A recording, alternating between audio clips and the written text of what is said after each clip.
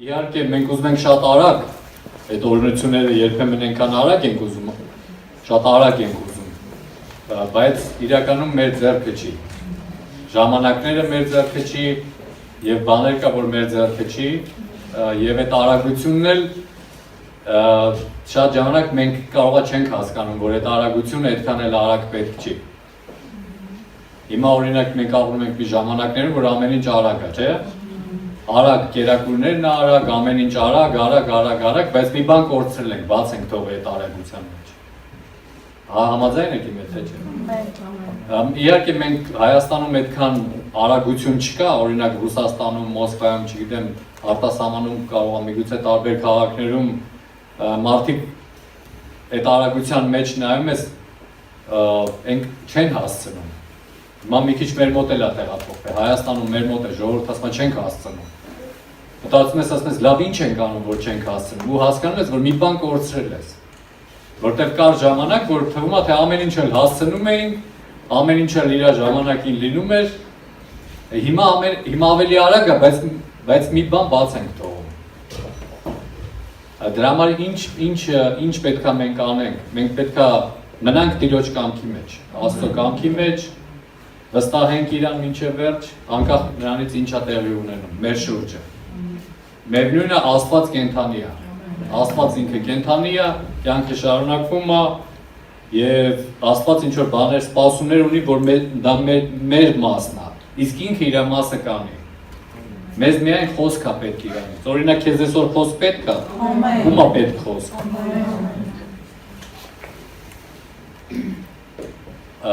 Մարդ կա, որ իրան խոսք պետք չի, ոնց հասկացա։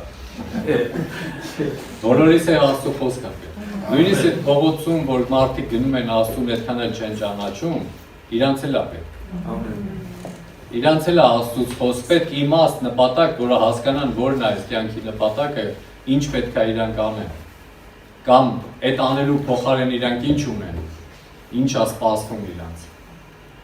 Ամեն, և Աստվածաշունչը, ես հիմա իմ ձեռը չունեմ Աստվածաշունչ, բայց դուք կարող ունեք, իմ մոտ հեռախոսով եմ այս նայում, դա մի գիրք է, որ օրենությունների գիրք է, ճիշտ է,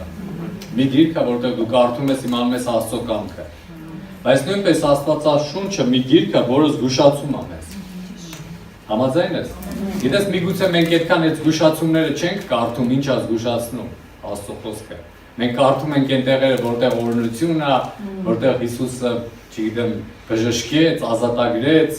օրհնեց, օրենություններ, փրկություն, լավ բաների մասին, բայց Աստծո խոսքը նույնպես զգուշացում է։ Զգուշացում մի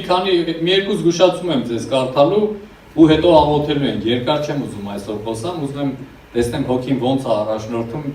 մի քանի հոգու համար կարող է աղոթել։ Լուկա ոչ թե կարող է, հաստատ աղոթելու եմ, հետո կտեսնեմ այդ մի քանի հոգին ոնց կզարգանա։ Դրա համար եկեք բացենք ավետարան ըստ հիմա ասեմ որի։ Ըստ երկու պատմություն եմ ուղղակի ձեզ տալու։ Մեկը դա Մատթեոս 22-ն է, որտեղ հարսանիք է արվում և բոլորին հրավիրվում է, Մատթեոս 22-ի 9-րդ խոսքից։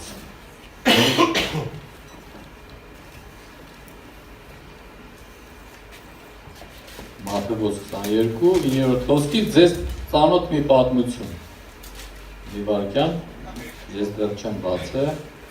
Ով է բերել Աստվածաշունչ, որ իր մոտ գիրքը կա։ Իսկ ով է հեռախոսով նայում։ Մի մասը իսկ մնացածը ոչ մի բանով, ոչ գրքով, ոչ հեռախոսով, չէ։ Դուք շատ ժամանակակից եք, ասեմ ձեզ, որ էկրանով եք, այ ուրեմն շատ ժամանակակից եք էկրանով։ Մի բանով նայում եք մի խոսքով։ Մատթեոս 22, 9-րդ խոսքից եմ, չէ՞ ասել։ Ահա, արդ գնացեք և դեպի ճանապարհների անցքերը, ում որ գտնեք, կանչեք հարսանիքին։ Մի մարդ հարսանիք էր կազմակերպել ու մի մարդ չէր, դա թագավոր էր։ Եվ ծառաներին հրամայել էր գնան կանչեն հարսանիքին։ Եվ այն ծառաները դուրս գնացին ճանապարհները և ժողովեցին ամենին, ում որ գտան չարին, բարի, հարսանիքը բազմականներով լցվեց։ Բայց երբ որ, այստեղ բայց բառը կա, Այս բայց բառը Աստվածաշնչում շատ կա, բայց մենք կարող այդքան ուշադրություն չենք դարձնում դրա վրա։ Բայց երբ որ թագավորը մտավ, որ բազմականներին է ժողովրդին տեսնի,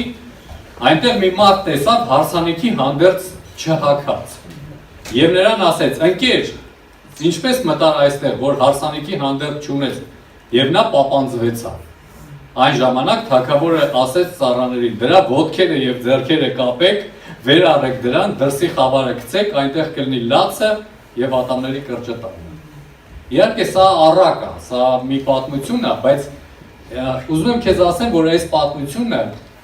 պատահական չի գրված ավետարանի մեջ, որովհետև թագավորը, որը հավաքել էր հարսանիքի, դա խորհրդապատկերն է Աստծու, մենք գիտենք ով է թագավորը։ Եվ հարսանիքը մենք շատ լավ գիտենք, որ երկնքում հարսանիք է լինելու։ Եթե դու հայտնության գիրքը կարդացել ես, եթե դու գիտես ինչ է սպասվում մեզ քրիստոնյաներից, որ լինելու է հարսանիքը, Քրիստոսը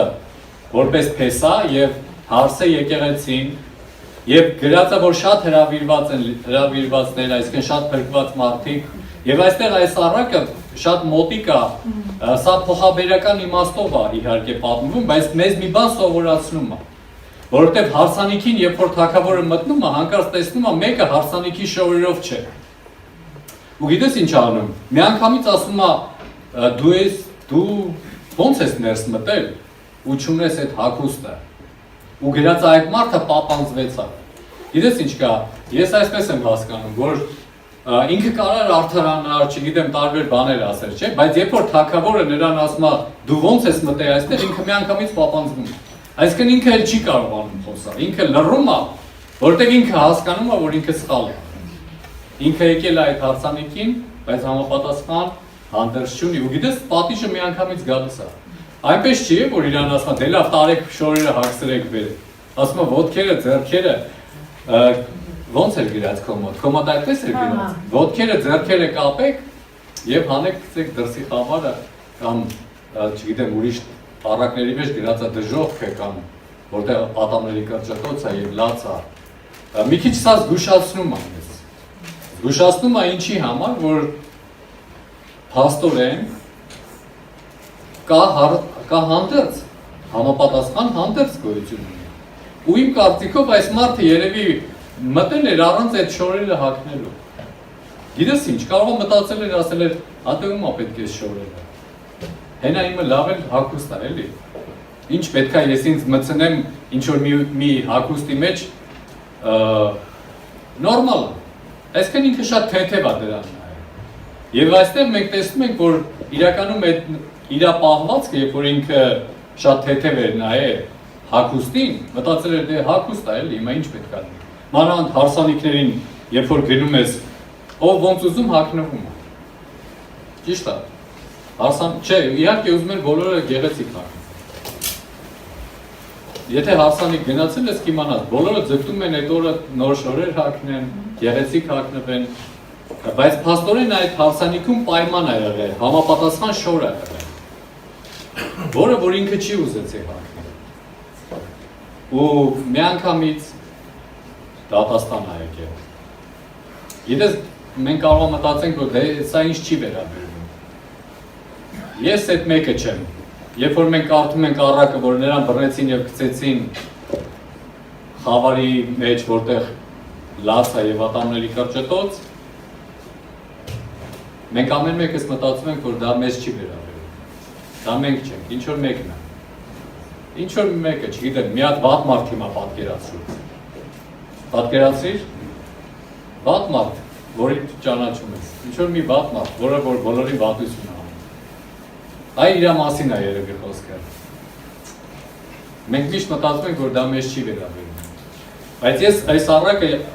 երբ որ ես ուշադիր կարդում եմ,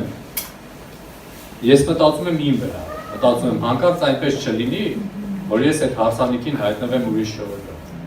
Որովհետև դատաստանը միանգամից գալիս է, գրած է ինքը պապանձվեցավ։ Երբ որ մեզ մեղադրում են երբեմն ինչ-որ մի բանի մեջ, մենք միանգամից արդարանում ենք։ Մենք տարբեր ձևերով արդարանում ենք ու կարելի ասել արդարանալու մրցույթ եթե կազմակերպենք, ոմանք նենց մրցույթին հաղթողներ դուրս կգան։ Շատ սիրում են արդարանալ, շատ լավ են արդարանում, այսինքն։ վարպետներ են արդարանալու։ Բայց այստեղ գրածը նա պապանձվեց, նա չկարողացավ նույնիսկ արդարանալ, որովհետև այո, լինելու է մի ժամանակ, երբ որ Աստծո հոգին գա, երբ որ Աստված ինքը գա ու մեզ հանդիմանի, մենք չենք կարող արդարանալ։ Մենք միանգամից պետք է գիտես ինչ անենք։ Մենք հասկանանք մեր սխալը ու այդ ժամանակ Աստված կների։ Բայց եթե մենք չհասկանանք մեր սխալը, եթե մենք արդարանանք, միայն արդարանանք։ Ամենահեշտ բանը արդարանալն է, ուրիշ բան ասեմ, ամենահեշտ բանը մեղքը ուրիշի վրա գցելն է։ Հիմա հետ գնանք միտեղ, որտեղ էլի առաջի անգամ խոսվում է հագուստների մասին։ Դու գիտես, որ Աստվածաշունչը խոսում է հագուստի մասին, հանդերձի մասին։ Շատ տեղեր կա։ Ես այսօր չեմ ուզում վերցնեմ ձեր ժամանակը, տեղեր բերեմ հանդերձների մասին, Ղևտացիներում, չգիտեմ, Հինուխտում, Սաղմոսներում, դու գիտեք, տեղեր կա, եթե որ շատ ու ձեզ հետաքրքրում է, բացեք հանդերձներ, ուղղակի գրեք հանդերձ բառը սիմֆոնիայի մեջ Աստվածաշնչում եւ տեսեք ինչքան տեղ է բերում հանդերձների հետ կապված, դուք կզարմանաք, չեք մտածել դրա մասին։ Ինչը որ կապված է հանդերձի մասին։ Ես այսօր աղոթելու եմ, դրա համար երկար ժամանակ չեմ վերցնում, որտեղ ես ավելի շատ այսօր աղոթելու եմ, քան թե խոսալու եմ։ Բայց միտեղ կարդալու եմ, դա ծննդոց 3-րդ գլուխն է, ինչը կապված է առաջի անգամ, երբ որ Աստված խոսած հանդերձների մասին։ Ծննդոց 3-րդ գլուխ, ծննդոց 3:21։ Եվ Աստված Ադամի և նրա կնոջ համար կաշվից հանդերձներ շինեց և հագցրեց նրանց։ Սա առաջի անգամ խոսվում է հանդերձի մասին, ու գիտես ով է հագցրել այդ շորը, այդ հանդերձը Աստված, առաջի անգամ, որտեղ մարդը դրանից առաջ մերկ էր։ Մարդը չի ծնվել շորերով, դու ուրախ ես դրա համար, որ շորերով չի ծնվել, թե ուրախ ես, որ ինչի համար, տեսեք, ինչի եմ հարցնում ուրախ ես, պատկերացրու առաջի մարդը մերկ էր, լրիվ մերկ էր, ինքը և իր կինը, Ադամը և Եվան, իրանք մերկ են եղել։ Եվ այդ մերկությունից իրանք չեն ամաչել, նորմալ երևույթ է եղել։ Հանկարծ իրանք կյանքում ինչ-որ բան տեղի ունեցավ, իրանք սխալ թույլ տվեցին։ Որն էր իրանք սխալը։ Որն էր իրանք սխալը, ով գիտի։ Ադամի ու Եվայի սխալը։ Ես շատ եմ շարժում։ Որտեղ տեսնում եմ նկարում են, ես քո պատճառով չեմ շարժում, թե չէ ես շարժում եմ։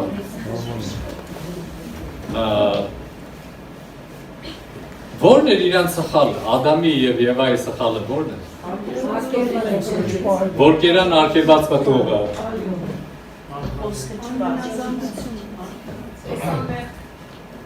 Խոսքը չպահեցին։ Չապաշխարեցին։ Այո, ես վերելու եմ իհարկե դրան, որ չապաշխարեցին։ Գիտես ինչ կա, եթե դու տեսնես առաջի ռեակցիան ինչ արեց մարդը, երբ որ իրանք չհնազանդվեցին, այո, նրանք չհնազանդվեցին։ Իրանք կերան արգելված պտղից ու Աստված գիտեր, որ ուտելու էին։ Եթե դու մտածում ես, որ Աստված տեղյակ չէր, որ ուտելու էին, միամիտ հանկարծակի եկավ Աստված, վայ կերա, նա գիտեր, շատ էլ լավ գիտեր, որ մարդը ուտելու է այդ պտղից։ Իմանալով հանդերձ նա թույլ տվեց։ Մարդը կերավ, իրա ձեռքերին չհարվածեց, չէ՞, այդ րոպեին ոչ մեկը չեկավ, չհարվածեց, ասեց, հլը ձեռքերդ քաշի ես ծառի պտղից։ Իրանք կերան, ոչ մեկը չարգելեց իրանց, բայց մինչև այդ խոսքեր են, որ չուտես։ Դրանից հետո ոչ մի բան չեղավ իրանց հետ, չմահացան, բայց ասել էր կմահանաք, ճիշտ է։ Իրանք շարունակեցին ապրել, հանկարծ Աստված գալիս է ու ասում է, ինչ եք արել։ Ու իրանք գիտես ինչ են անում միանգամից առաջի բանը, իրանք թաքնվում են։ Թաքնվում են և սկսում է Աստծո հետ խոսակցությունը։ Ադամին է հարցնում, ինչ ես արել, ասում է ես մեղավոր չեմ։ Այնպիսի տպավորություն է, ոնց որ Աստված չգիտի, էլի, ով առաջինը կերավ, ով ում տվեց, ինչ եղավ, մեր կյանքում էլ այնպիսի տպավորություն, որ Աստված չի տեսնում, չգիտի ինքը, մենք ինչ-որ բաներ ենք անում մեր կյանքում, կամ մարդիկ, մենք չէ, լավ, մեր վրա չխոսա, մարդկությունը, թվում է, թե ինքը բաներ է անում ու Աստված չի տեսնում, ու անցավ, այս անգամ էլ անցավ, պլստած, հայերեն բարգա, պլստած, այս անգամ էլ պլստած, էլի պլստած, բայց դա այդպես չի, որովհետև Աստված ինչ-որ բանի էր սպասում մարդուց, Ադամից, ինչ էր սպասում, միգուցե սպասում էր զղջանքի, սպասում էր, որ Ադամը կասի, բայ, իրոք, մենք քո պատվիրանից դուրս եկանք, բայց գիտես ինչ ասեց այն կինը, քո աստվածաշնչում ուրիշ բան գրած չի, չէ, ոչ մի աստվածաշնչում ուրիշ բան գրած չի, գրած է այսպես, ասեց այն կինը, որ դու տվեցիր, այդ կինը տվեց ու ես կերա։ Ու Աստված էլ կնոջն է հարցնում, բա դու ինչ արեցիր, ասում է ես էլ մեղավոր չեմ։ Օձը, այն օձը եկավ խաբեց, համոզեց մեզ եւ մենք կերանք։ Ու ուստեղ արդեն իհարկե Աստված գիտի օձը ով է, օձի հետ երկար բարակ չի նստելու քննարկի Աստված։ Նա օձին մի բան է ասում, որ անիծված կլինես ու կնոջից ծնվածը կջարդի քո գլուխը, որտեղ դու արեցիր մի բան, որը որ մարդկությանը գցեց մեղքի մեջ, դրանից հետո մարդը ընկավ մեղքի մեջ, այդ դրանից հետո մարդը ընկավ մեղքի մեջ, այդ դրանից հետո եկավ դատաստանը, դրանից հետո եկան քրտինքով վաստակ ելելա չգիտեմ, դրանից հետո ծնվածները երկու աղբեր սպանեցին իրար։ Այո, կյանքը շարունակվեց, բայց անեծքը մտավ աշխարհ։ Բայց հետաքրքիր ինչն է, որ Աստված իրան շոր է հագցնում, գրածը մենք այստեղ ինչ կարդացինք, կաշվե հանդերձ, չէ։ Ինչի էր պետք Աստծուն հանդերձ հագցնի, թող այդպես տկլորել մնային, խայտառակը լինի մինչև վրա։ Միան վատեր ամեն ինչ, անեծքը մտավ աշխարհ ու մի հատ էլ տկլոր մնային և մենք չգիտենք ինչ կլիներ, եթե այդպես տկլորել մնային։ Բայց այստեղ Աստված մարդուն հագցնում է, սա խորհրդապատկերն է նրան, որ Աստված մարդու, կարելի ասել մեղավոր բնությունը, մեղավոր էությունը ինքը փակեց, ծածկեց ու հաշվի առնելով Քրիստոսի թափած արյունը, կաշվե հանդերձը խորհրդապատկերն է նրան, որտեղից այդ կաշին, որտեղից այդ կաշվե հանդերձները, նրանք այդ ժամանակ զոհ բերեցին, անասուն կենթանի մորթեցին, չէ, արյունը թափվեց և այդ կենթանու մաշկը կաշին կամ այսպես ասենք, օգտագործեց որպես հագուստ, դա խորհրդապատկերն էր նրան,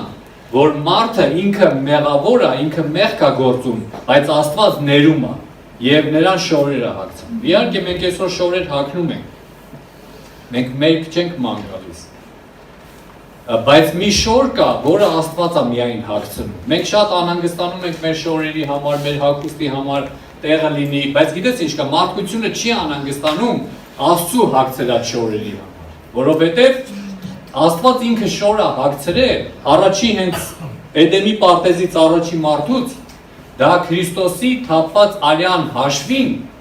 կարելի այսպես ասել, դա խորհրդապատկերն է, որ Քրիստոսը արյուն է թափել և նա մեզ հագցնում է արդարության հանդերձներ ու այդ ժամանակ մեզ պետք չի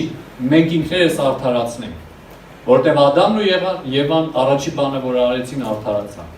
Ինչ են այսօր անում մարդիկ, այսօր մարդիկ արդարանում են, ինչ են անում, երբ որ Աստված գալիս է իրանց կյանքում, կամ երբ որ մեղքի համար պատիժ է գալիս, երբ որ զգուշացում է գալիս, մարդիկ արդարանում են, ասում են, դե մենք ինչ մեղավոր ենք, այս կյանքն է մեղավոր, այս աշխարհն է մեղավոր, այսինքն մարդ չկա, որ վերցնի վրա իր մեղքի գիտակցությունը, մարդը չի ուզում վերցնել, միշտ մեղավոր է դիմացին, ու մենք գիտես ինչ ենք անում, քանի որ մենք միշտ արդարացնում ենք մեզ, մենք երբեք չենք մտածում Աստծո առաջ զղջալու ու ապաշխարելու մասին։ Իհարկե մենք ասելով ես ձեզ նկատի չունեմ մարդկությանը, բայց իրականում Աստված սպասում է ամեն մեկին, որ ամեն մեկը գիտակցի այս կյանքում, որ ինքը մեղավոր է, անկախ նրանից ինչ կյանքով է ինքը ապրել, ու ոչ մի արդար չկա։ մենք միշտ մեղադրում ենք մեզանից ավելի մեղավորների։ Մենք չէ կարող մեղադրենք ինչ-որ մեկին, որը մեզնից շատ մեղքեր է թույլ տալիս, համեմատելով մեզ նրա հետ։ Մենք մեզ ավելի սուրբ ենք, չէ, օրինակ երբեմն համարում, մենք ասելով եկեղեցի ժողովուրդ իրան ավելի սուրբ է համարում, քան թե փողոցում գտնվող աշխարհիկներին, ճիշտ է։ Բայց դու գիտես, որ եթե մենք չզգուշանանք, այստեղ զգուշացումներ կա Աստվածաշնչում, ապա ոչ մի տարբերություն չի լինի մեր ու նրանց միջև։ Դատաստանը գալու է բոլորի համար։ Երբ որ հարսանիք լինի, Աստված նայելու է բոլորի շորերին, բոլորի հագուստներին։ Եվ նա գիտի ումը հագցրե, դա իրա հագցրածն է, թե չէ։ Աստված մեզ հագուստ է հագցրել։ Այլյա որդու Քրիստոսի թափած արյան շնորհիվ արդարության հագուստներ։ Ամեն մեզ մնում է այդ արդարության հագուստները պահել։ Ինչ է ասելիքս նա է, որ մենք պետք է հասկանանք, որ մենք փոխվելու կարիք ունենք։ Մենք մենակ դուք չէ։ Մենակ դուք չէ, ես ձեզ նկատի չունեմ, ես չեմ եկել միայն ձեզ ասեմ, այլ մարդիկ, մարդկությունը, մանավանդ Աստծո ժողովուրդը, ով որ արդեն Աստծուն ճանաչում, ով որ դեռ չի ճանաչում, այդքան չի հասկանում։ Բայց ով որ արդեն ճանաչում է, ինքը պետք է հասկանա, որ փոխվելու կարիք ունի։ Ամեն մեկը տարբեր ձևով։ Դուք նույն ձևի չեք պետք չի նույն ձևի փոխվեք։ Պետք չի դառնաք բոլորը նույնը։ Երբ որ ես ձեզ ասում եմ այս բաները, դա չի նշանակում, որ դուք պետք է դառնաք բոլորը նույնը։ Շատ տարօրինակ կլինի, որ բոլորը նույնը լինենք։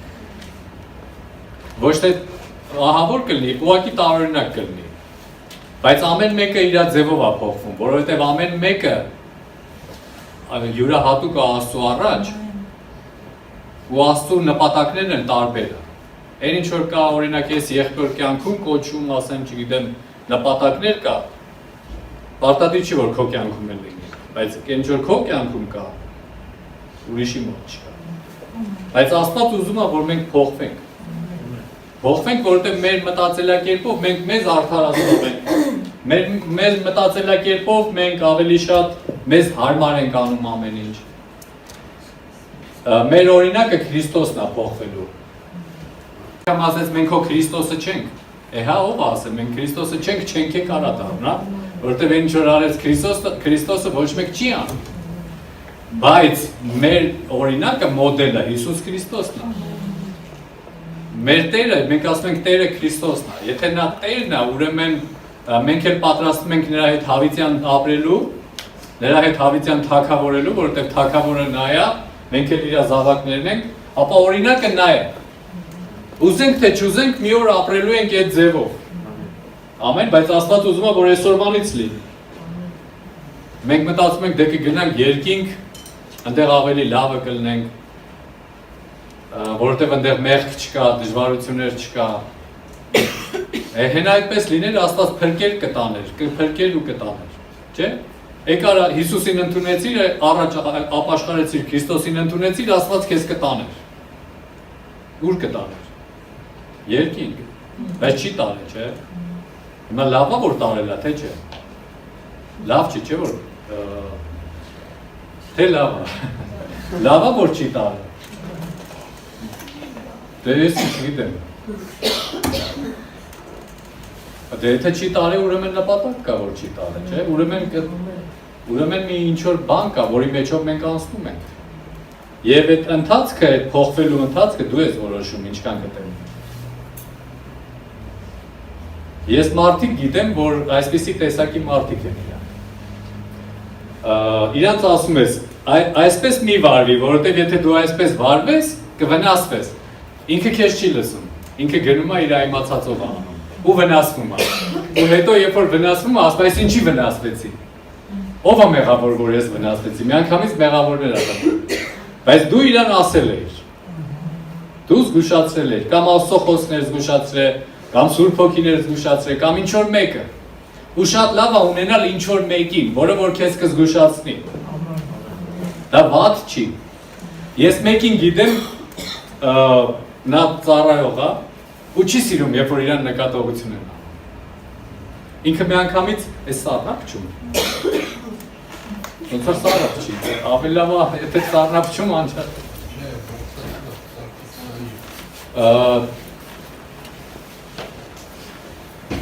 լավ չշեղվեմ, որովհետև ես այնքան քիչ ժամանակ ունեմ։ Ես ավելի շատ ուզում աղոթեմ ձեր համար, ավելի շատ խոսք ասեմ Աստծուց։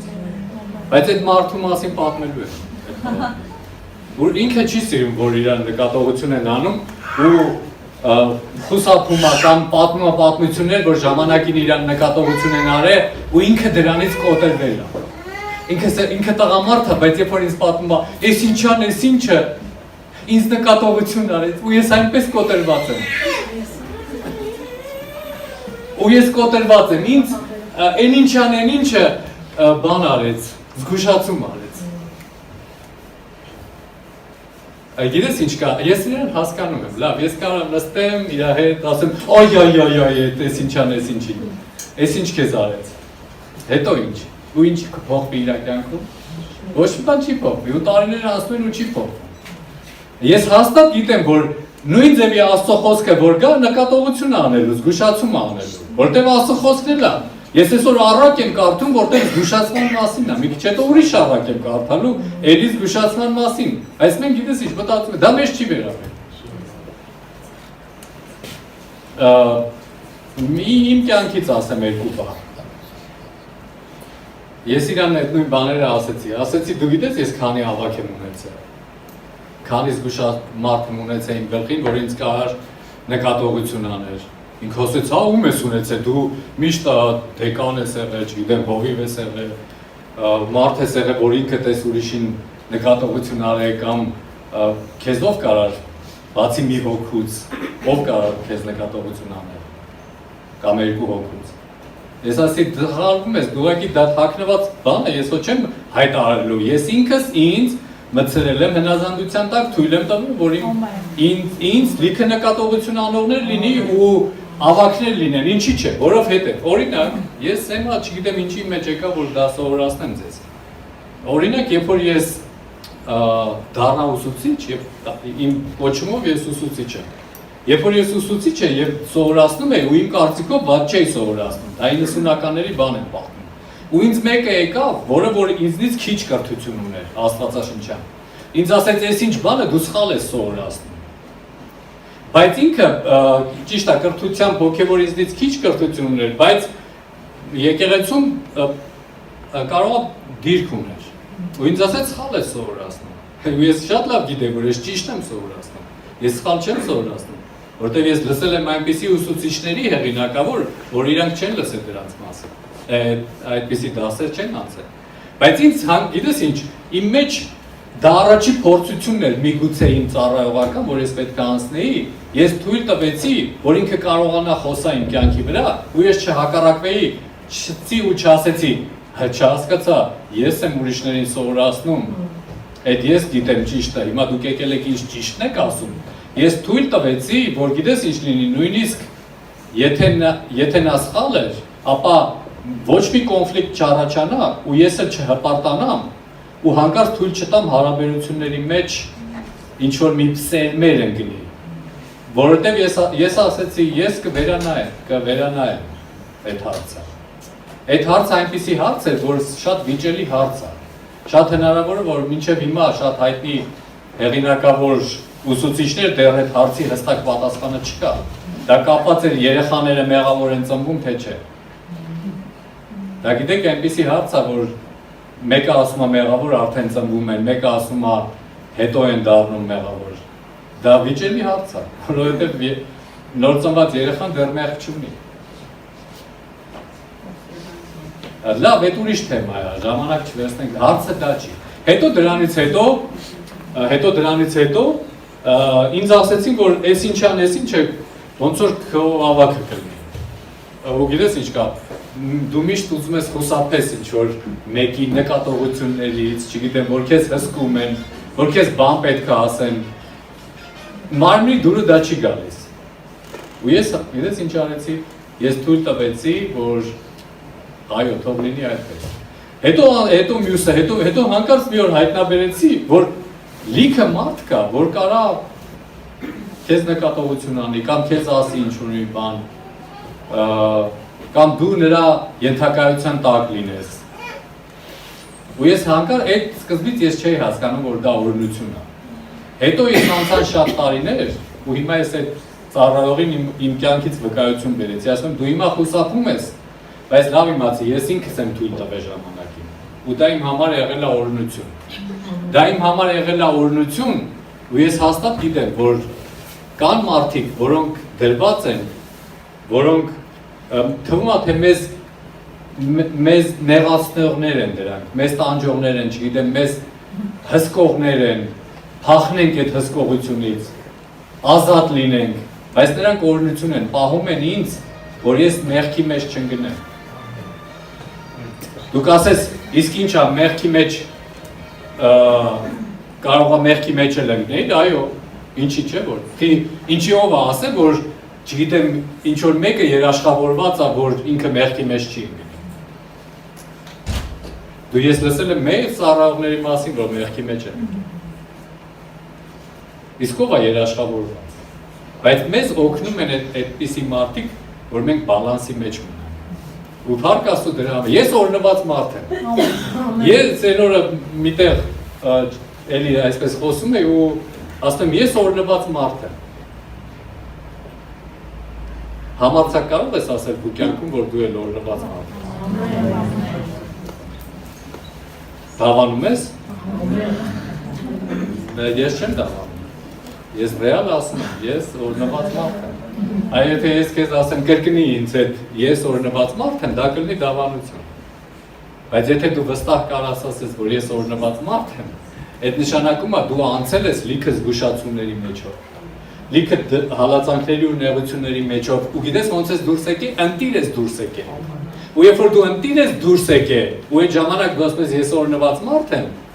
դու դա պետք չի ասել, այդպես մարդիկ դա կտեսնեն։ Բայց այն մարդը, որը խուսափում էր, ես ինչան ես ինչ ինձ նեղացրեց, այն ինչան այն ինչ ինձ նկատողություն արեց, ինքը համարձակ չի կարող ասի ես օրհնված մարդ եմ, որտեղ միշտ խուսափել է, միշտ մեղադրել է ինչ որ մեկին, միշտ մեղադրում է միշտ։ Այն ինձ տեղ չտվեցին, ես ծառայեմ։ Ես ուզում էի ծառայեի, ինձ տեղ չտվեցին։ Ես ուզում էի ինչ որ բան անել, ինձ չօգնեցին, ինձ չնպաստեցին։ Սրանք արդարացումներ են, ոնց որ Ադամն ու Եվան սկսեցին արդարանալ։ Սրանք արդարացումներ են, բայց մենք պետք է մի բան հասկանանք, որ Աստված ուզում է, որ մենք փոխվենք։ Մենք բոլորս կարիք ունենք փոխվելու։ Ես մինչև հիմա էլ կարիք ունեմ փոխվելու։ Ու մենք բոլորս կարիք ունենք։ Եթե ինչ-որ մեկը մտածում է, որ ինքը արդեն վերջ փոխվել է, էլ կարիք չունի փոխվելու, ապա սխալվում է։ Ամենադժվար բանը դա ներողություն խնդրելն է, որը որ գնալով դժվարանում է։ Ես դրա դեմ եմ այսօր խոսում։ Ներողություն եթե մենք չխնդրենք, սիրելիներս, ինչ կլինի, բան չի լինի։ Մենք ուղղակի կզրկվենք այն օրհնություններից, որ մեզ սպասվում է, եւ նույնպես ներողություն երբ որ չխնդրենք, Աստծուց իհարկե։ Այդպիսի սիրտ ունենանք ապաշխարելու։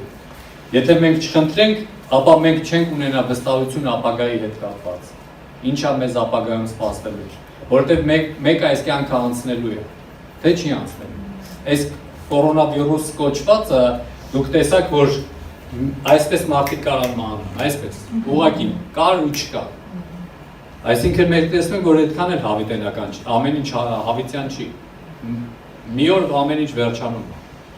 Ու վերջանալու է, իհարկե մենք մեր մասին չենք մտածում, որ մենք կարող է լինենք։ Բայց մենք չգիտենք վաղը ինչ կլինի։ Բայց օրհնված մարդը ինքը լավ գիտի վաղը ինչ կլինի։ Եթե նույնիսկ 100% անոց չգիտի, ապա ինչ որտեղ ենթադրում է։ Վաղը ոնց կլինի, ապագայում ինչ կլինի, կամ ուրիշ բան ասեմ, մենք պատրաստվում ենք թագավորենք Քրիստոսի հետ 1000 տարի, մենք պատրաստվում ենք հավիտյան ապրել Աստծո հետ, թե դա հեքիաթներ են, դա հեքիաթ չի, չէ՞, ամեն, դու տեսել ես մարդիկ ովքեր, որ երկար տարիներ վիճած են եղել, հետո մի օր ներել են իրար։ Ու ինչ է տեղի ունեցել դրանից հետո, երբ որ ներել են, սրտանց ներել են իրար։ Որ սրտանց ներել են, դու գիտես, դա մի լուծ է քո վրայից գնում, դա մի բեռ է գնում քո վրա։ Ես գիտեմ մարդիկ, ովքեր տարիներով չներում է իրանց մեջ ապրում են, դա նման է նրան, որ չգիտեմ քանի կիլոանոց պարկը ուսիդ մանգաս։ Ու դա հնարավոր չի երկար ապրել այդպես։ Սա զգուշացում է ուղղակի։ Ամեն։ Արդարանալը ամենահեշտ բանն է։ Ինձ չհասկացան, ինձ նեղացրեցին, ինձ նկատողություն արեցին, հետո ինչ։ Եթե ուզում ես միշտ տենց արդար ապրես, որ քեզ չնեղացնեն կամ ճիշտ ապրես, այսպես ասեմ, աշխարհը ասում է ճիշտ ապրես, ապա հնարավոր չի։ Հնարավոր չի սխալներ թույլ չտա։ Աստված հանդերձներ ունի։ Թույլ տուր ու Աստված հագցնի, ոչ թե դու հագի արդարության հանդերձները ու կանգնի Աստծո առաջ, իբր թե մերկ չենք։ Բայց մենք Աստծո առաջ մերկ ենք բառից բուն իմաստով, մեր մեղքերով, մեր սխալ պատկերացումներով, մեր չներումով, մեր սեփական շահի մասին մտածելով, մեր եսի մասին միայն անհանգստանալով, էլ ինչ ասեմ, թաքնված նախանց, չարություն, համբասանք, չգիտեմ, այնքան բան կա, որն ու որը ասեմ։ Արդարացումը դրա էս սա է, բոլորն են անում, ես էլ եմ անում։ Դա արդարացում չի սիրում։ Ամեն։ Այն ընդհակառակը ճիշտ արդարը գիտես որն է, որ դու ասես այ բոլորը անում են, իսկ ես չեմ անել։ Ամեն։ Դժվար բաներից եմ չէ խոսում։ Հաջորդ զգուշացումը երկար որպեսի երկարի, դա գրված է ծնն Մաթեոս Ղուկասում, կներեք, Ղուկաս կապելու եմ իրար ես երկուսը, Ղուկաս 19-12 Աստեղ ձեր մեջ մարդ կա, որ չներում ունի, հոգին արդեն սկսեց աշխատել Ձեր մեջ մարդ կա, որ չներում, դու նույնպես մարդ կա, որ ներել ես, բայց դու մինչև վերջ չես ներ ու այսօր աղոթելու ենք, մի վախեցի, ես չեմ ասելու ուղղա, չնայած որ արդեն զգում դու ներել ես, բայց մինչև վերջ չես ներ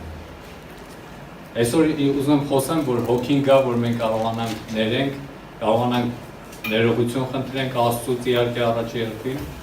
բաց թողենք այդ լուծը, չգիտեմ այդ բեռը գնա մեր կյանքից, որպեսզի օրհնված մարդ դառնա Ամեն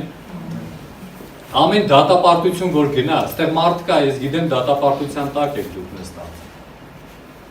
Մի քիչ ավելի հասակով մարդիկ եք դուք ովքեր որ դատապարտության տակ են Միգուցե մտածում ես սխալ ես ապրել Միգուցե մտածել ես նենց չես դաստիարակի քո երեխաներին Միգուցե մտածում ես որ մի բան պակաս ես արել ու այդ դատապարտությունը գալիս է դրսից քո վրա Բայց դու պետք է ազատ լինես Դու պետք է ազատ լինես Մի կին կա մեր մոտ Երևանում Դուք նենց ոնց այդ բառը ճիշտ ասեմ այնպես է տանջվում, չարչարվում իր տղայի համար մի մինուճար տղա ունի նարկաման ու դարել է, այդպիսին չի եղել դարել է այդպիսին ու չգիտի ինքը ոնց օգնի իր տղային է տղան է կործանում աշտի առաջ ինքն է եկել Աստծուն, շատ լուրջ կին է, լուրջ է տրամադրված, Աստծուն է եկել հասկանում է, որ պետք է փոխվի այդ ամեն ինչը, բայց հələ որ չի ստացվում, ոնց է տանջվում ինքը ու ինքը մտածում է նույնպես, որ երևի ինքն էլ է մեղավոր դրա մեջ, բայց ու շատ է Միգուցե ինչ-որտեղ բաց է թողել, հիշում եք քարոզից առաջ ես ասում եմ, մենք շտապում ենք ու արանքում ինչ-որ բաց ենք թողել, բաներ կա բաց ենք թողել Եվ միգուցե ինքը մտածում է, որ բաներ կա բաց է թողել, բայց ես խոսք ունեմ, նույնիսկ եթե դու այդպիսին ես, Աստված միևնույն է, եթե բաց ես թողել, կարա լրացնի այդ բաց թողել Երբեք ուշ չի, Աստված կարա հրաշք կանի, նույն ձեպ այդ կնոջը, ես հավատում եմ, որ Աստված կարա հրաշք կանի Լուկաս 19-ի ուրեմն այս էլի մի առակա 12-ից խոսքից էլի զգուշացում է մեզ, գրած է մի ազնվական գնաց հեռու երկիր, որ թագավորություն առնե և հետ դառավ և իր 10 ծառաներին կանչեց, 10 մնաց տվեց նրանց եւ ասեց. «Բանեցեք մինչեւ որ գա»։ Եվ 16-րդ խոսք։ Եվ առաջինը եկավ ասեց. «Տեր, քո մնասը շահեց էլի 10 մնաց»։ Նրան ասեց. «Լավ եւ բարի հավատարիմ ծառա, որտեղ քչում հավատարիմ եղար, 10 քաղաքի վրա իշխանություն կտա»։ Երկրորդը եկավ ասեց. «Տեր, քո մնասը 5-ը էլի մնաց շահեց»։ Մի ուրիշտեղ քանքար է գրած։ Այստեղ գրած է մնաս, մի ուրիշտեղ քանքար։ Դուք ասես այդ մնասը կամ այդ քանքարը ինչ են, դրանք փողի տեսակ են։ Մի ուրիշտեղ տաղանդ է գրած, էլի որպես փողի արժույթ։ Եվ ասում է, սրան էլ 5 քաղաքի վրա դրեք։ Ուրիշ եկավ, ասես, Տեր, ահա քո մնասը, այդ մի հատը, որ տվել էիր, վարշամակի մեջ պատած պահում էի, որտեղ վախենում էի քեզանից, որտեղ դու խիստ մարդ ես, վեր ես առնում ինչ որ չես դրել եւ հնձում ես ինչ որ չես սերվել։ Եվ ասես նրան, քո բերանով քեզ դատում եմ չար ծառա։ Գիտեիր, որ ես խիստ մարդ եմ,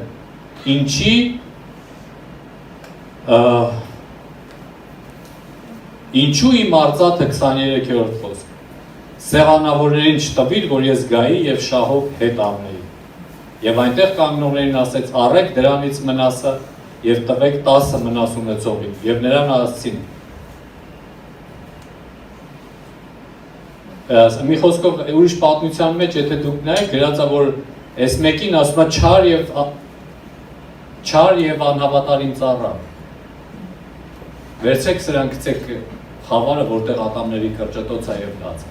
Էլի մենք տեսնում ենք զուշացում, ինչ էր տեղի ունեցել։ Մատթեոս ավետարանում 25-ում այս նույն պատմությունը կա։ Այնտեղ գրած է մեկին 10 տրվեց, ավելացրեց, այն մյուսին 5 տրվեց, այն մյուսին 1 տրվեց։ Ու այդ 1 տվողի մասին ես ուզում եմ այդ դրա մասին ասել մի երկու բառ։ Գրած է, որ չար եւ անհավատարիմ ծառա։ Հիմա տեսեք ինչ է տեղի ունենում։ Փաստորեն այդ մարդը իր կարծիքով պահել էր, պահպանել էր, որ չկորցնի եղածը, բայց Տերը գալիս է ու նրան դատապարտում է, հանդիմանում է նրա համար, ասում է ինչի էիր պահում, դու պետքա դատ տված լինեիր, որ դա բազմանար, ու ես շահով վերցրած լինեի։ Ու իրան գիտես ինչ անվանում, ասում է չար եւ անհավատարիմ ծառա։ Իհարկե մենք մեր մասին չենք մտածում, որ դա կարանք մենք լինենք, որտեղ մեզ թվում է, թե մենք հավատարիմ ենք, ամենահավատարիմը մենք ենք։ Մենք մի քանի անգամ հավատարմություն ենք ցուցաբերել ու մտածում ենք, որ մենք միշտ հավատարիմ ենք, դիմացինն է անհավատարիմ։ Բայց ես կուզում եմ ասեմ, որ սա զգուշացում է մեր համար, որպեսզի հանկարծ զգույշ լինենք, որ Տիրոջ տվածը չթաքցնենք։ Ինչ է նշանակում Տիրոջ տվածը թաքցնել։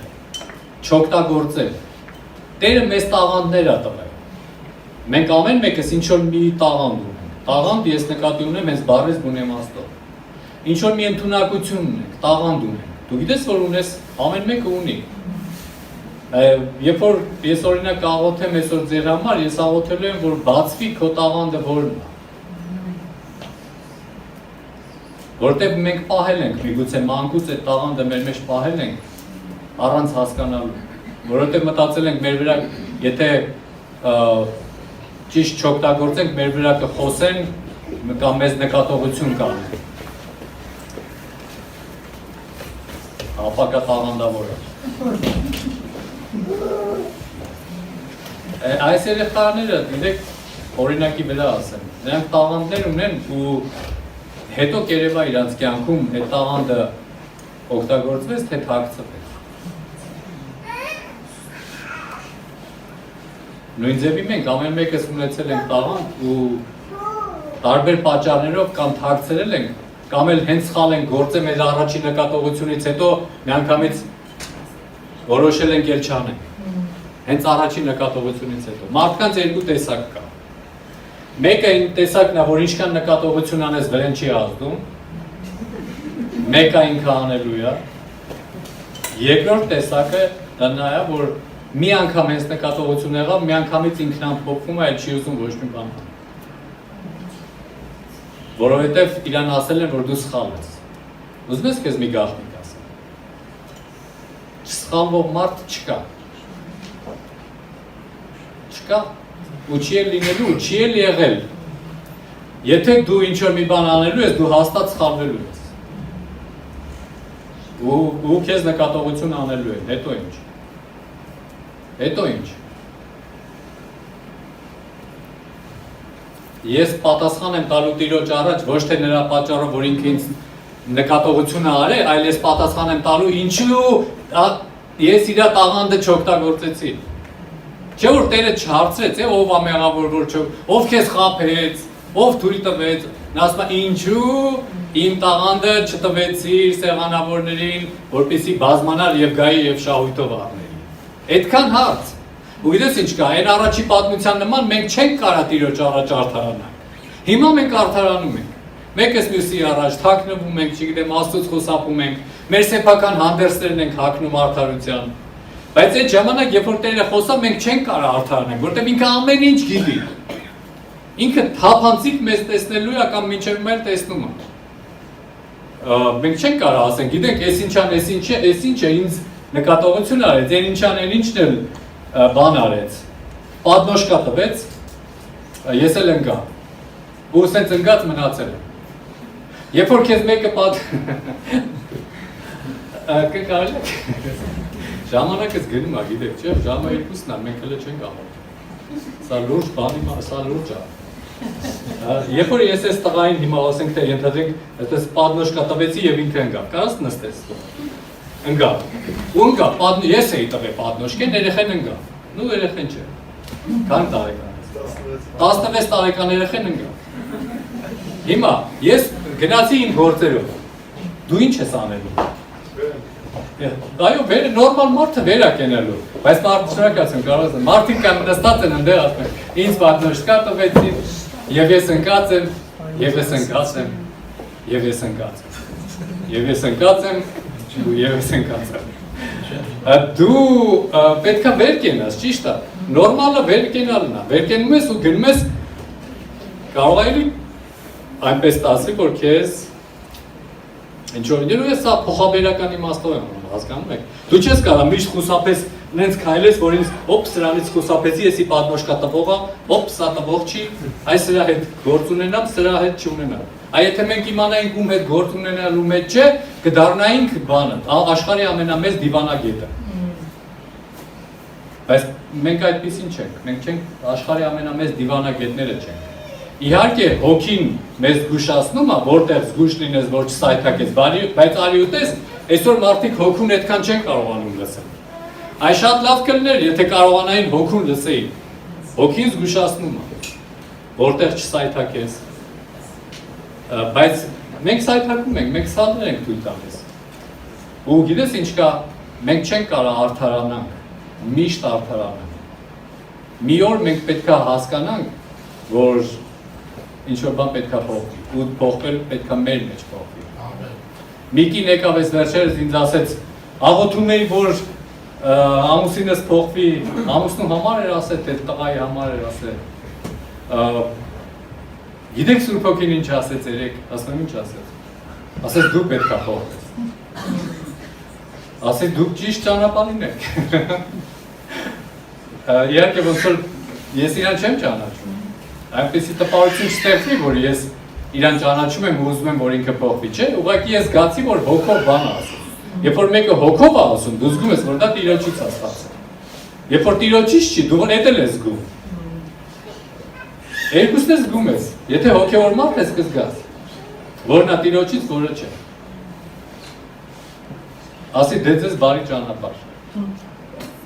Որովհետև իրան սպասվում է դժվար ճանապարհ, այդ փոխվելու ընթացքում։ Այդքան հեշտ չի։